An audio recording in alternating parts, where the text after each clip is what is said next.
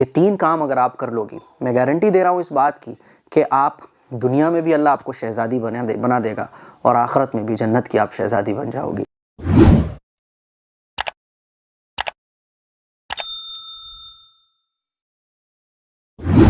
السلام علیکم ورحمۃ اللہ وبرکاتہ۔ 3 کام ایسے ہیں جن کے کرنے سے عورت اپنے شوہر کی نظروں میں بالکل گر جاتی ہے۔ عورت کی جو محبت اس کے شوہر کے دل میں ہونا چاہیے وہ بالکل ختم ہو جاتی ہے۔ ہاں، وہ بات الگ ہے کہ آدمی پھر مجبوری میں رشتہ نبھاتا ہے، لیکن حقیقت میں جو عزت ایک بیوی کی اس کے شوہر کے دل میں ہونا چاہیے، جو محبت اس کے شوہر کے دل میں ہونا چاہیے، وہ بالکل بھی باقی نہیں رہتی ہے۔ اور یہ 3 کام ایسے ہیں جن کی طرف خواتین کو کوئی بھی توجہ نہیں دلاتا۔ ہو سکتا ہے کہ آپ لوگ یہ کہنے لگو مفتی صاحب بہت غلط بات کر رہے ہیں آپ، لیکن یہ حدیث سے ثابت شدہ باتیں ہیں جو میں آج آپ لوگوں کو بتانے جا رہا ہوں۔ میں کوئی آپ لوگوں کا برا نہیں چاہتا، میں آپ کا اچھا چاہتا ہوں۔ میری عزیز بہنوں، اگر آپ ان 3 چیزوں کی اصلاح کر لیں، اگر آپ کے اندر یہ 3 کمیاں ہیں یا یہ 3 غلطیاں آپ کرتی ہو، تو اگر آپ اپنی اصلاح کر لو تو آپ کی زندگی جنت بن جائے گی۔ دنیا تو کامیاب ہوگی ہی، آپ کی آخرت بھی کامیاب ہو جائے گی۔ آئیے جانتے ہیں وہ 3 باتیں کون کون سی ہیں جو عام طور پر خواتین اپنے ہسبینڈ کے ساتھ کرتی ہیں اور اپنی آخرت بھی بگاڑ لیتی ہیں اور زندگی بھی اپنی جہنم بنا لیتی ہے، اور شوہر کے دل سے ان کی عزت، ان کی محبت بالکل ختم ہو جاتی ہے۔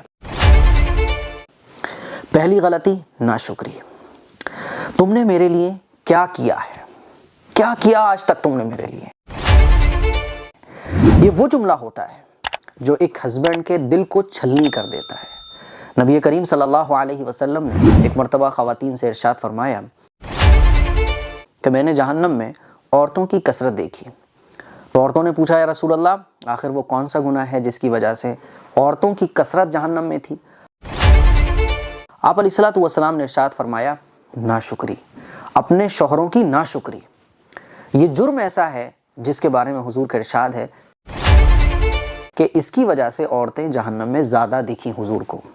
میری عزیز بہنوں، آپ اپنے آپ سے پوچھئے گا کہ آپ بھی یہ جملہ اپنے ہسبینڈ سے بولتی ہیں کہ تم نے میرے لیے کیا کیا ہے؟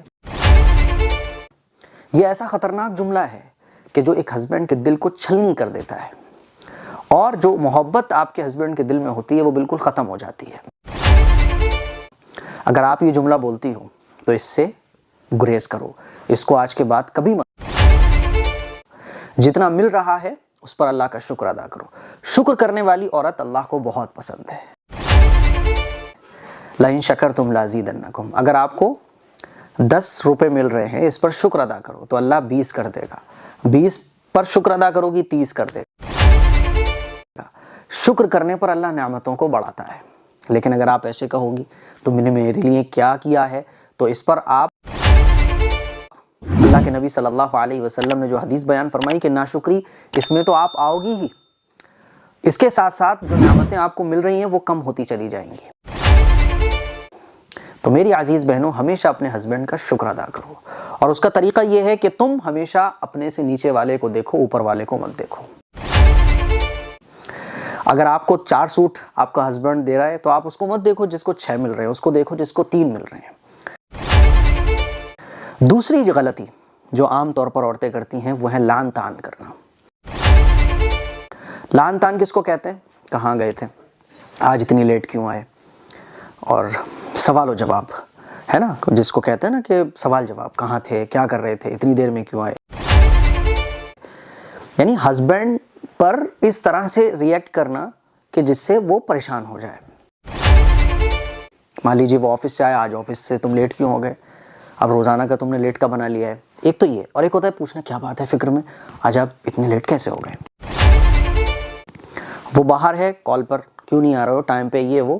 تو لعن طعن، اپنے ہسبینڈ سے بحث، اور لعن طعن کا مطلب یہ بھی حدیث میں بیان کیا گیا ہے۔ اللہ کے نبی صلی اللہ علیہ وسلم نے ارشاد فرمایا کہ دوسری چیز لعن طعن، کہ عورتیں لعن طعن بہت کرتی ہیں، سارا اپنے ہسبینڈ کو بول دیں گی، ارے جاؤ بھاڑ میں جاؤ، ارے جاؤ میں تو تم سے شادی کر کے پچھتا رہی ہوں، ہے نا، اور اسی طرح سے بحث کہ ہسبینڈ کچھ کہہ رہا ہے، نہیں آپ اس کو غلط ٹھہرا رہی ہو، بحث. تو یہ چیز ایسی ہے جس سے آپ اپنے شوہر کی نظر میں گر جاتی ہو. ہاں ایک فکر والا پوچھنا ہوتا ہے، ایک فکر والا جس سے محبت کا اظہار، وہ ایک الگ چیز ہے. اللہ کے نبی صلی اللہ علیہ وسلم نے ارشاد فرمایا دوسری چیز لعن طعن، کہ عورتیں لعن طعن بہت کرتی ہیں، گالی گلوچ، برا بھلا کہنا. اسی لیے آپ کسی کو بھی برا بھلا مت کہو، بس اپنے آپ کو دیکھو اور اپنی فیملی کو دیکھو. کسی کے بارے میں برا بھلا مت کہو، خاص طور پر اپنے ہسبینڈ سے بالکل بھی بحث مت کرو.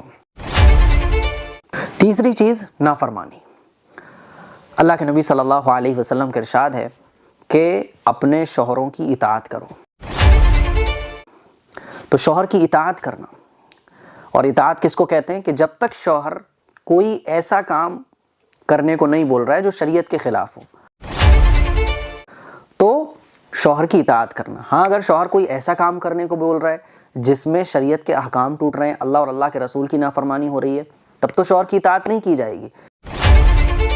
لیکن اگر شوہر کوئی ایسا کام کرنے کو بول رہا ہے جس میں شریعت کی کوئی خلاف ورزی بھی نہیں ہے، کوئی جائز کام ہے، تو اس میں پھر ناک منہ بھون نہیں بنانا چاہیے، بلکہ اس میں شوہر کی اطاعت کرنا چاہیے. اللہ کو وہ عورت بہت پسند ہے جو اپنے شوہر کی اطاعت کرتی ہو.